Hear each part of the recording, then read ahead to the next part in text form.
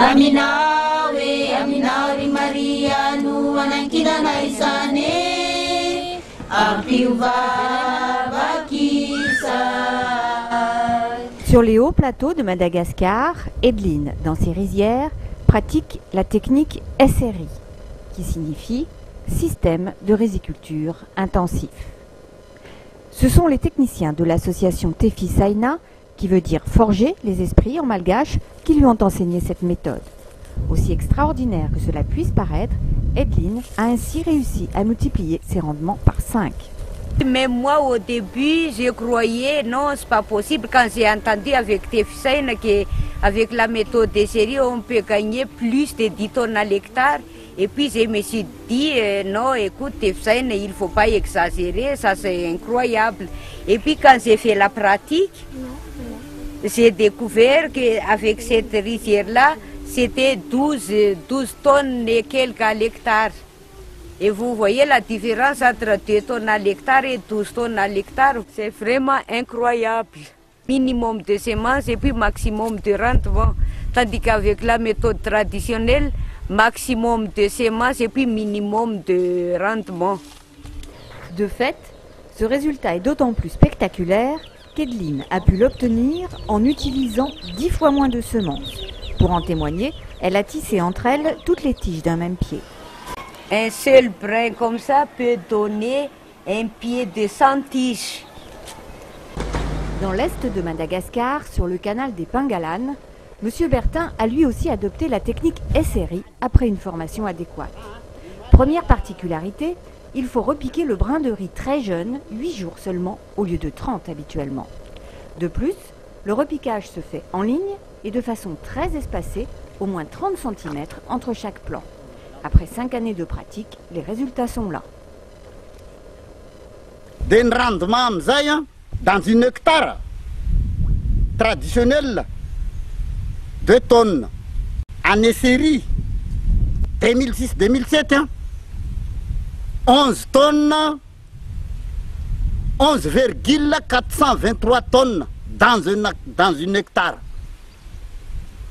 11,423 tonnes. Donc vous êtes content? Ah oui. Ah oui. Monsieur Bertin est d'autant plus fier qu'il a obtenu pour sa performance le 2e prix agricole de sa région.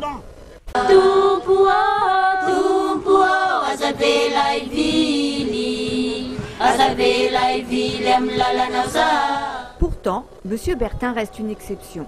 Dans son village, comme partout à Madagascar, tous pratiquent encore le repiquage traditionnel.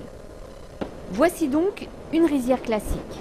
Les plants sont déjà grands lorsqu'ils sont repiqués, 30 jours au lieu de 8. Ils ne sont pas alignés et se retrouvent très proches les uns des autres.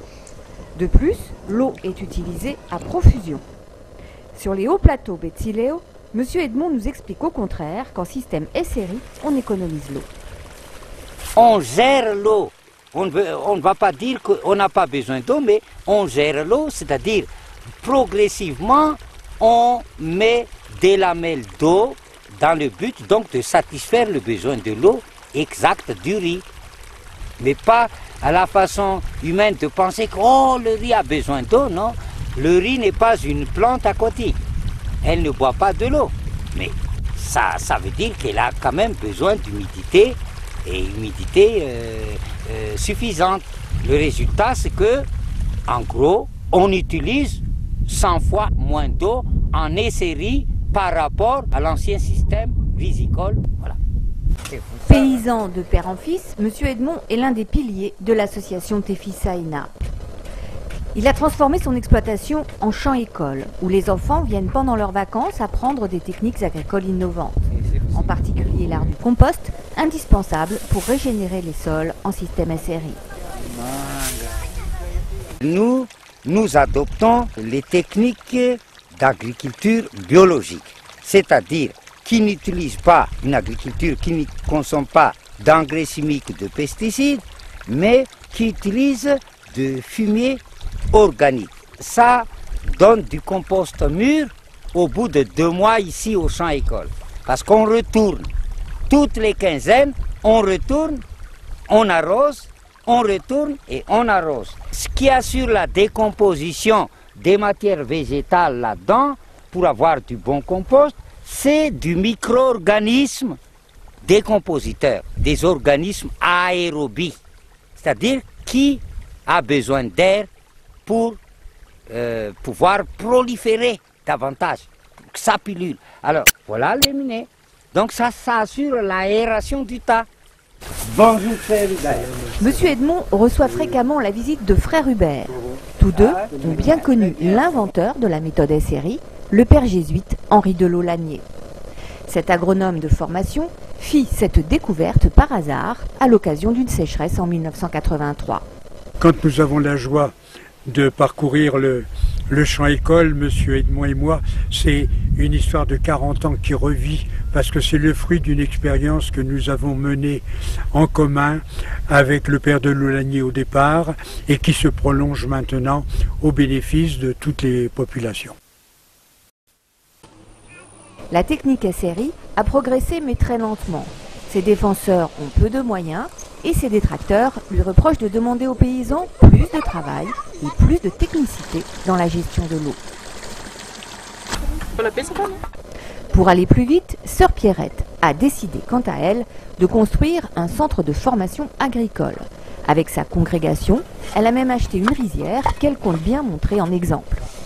Le but de cet endroit, c'est surtout pour donner la formation aux paysans.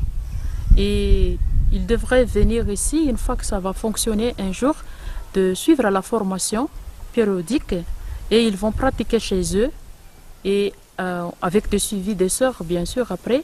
Et à leur tour, ils vont être autonomes au niveau des cultures, surtout pour les séries et puis pour les autres cultures comme des légumes. C'est énorme comme projet. Oui, c'est un défi, mais comme toute la vie, il y a des défis à faire. Et il a plus du goût quand il a des défis. Et ça fait peur un peu, quelquefois, est-ce que ça va réaliser mon rêve ou non? Mais quand on se lance là-dedans, on a une joie intérieure. Et c'est la joie de donner aux autres, quoi. Et c'est ça, c'est beau, de donner à notre tour. Le riz reste la nourriture de base à Madagascar. Ces 10 dernières années, les rendements ont plutôt baissé dans les rizières classiques. La méthode SRI a donc toutes ses chances à l'avenir pour aider le paysan malgache à nourrir sa famille et son pays.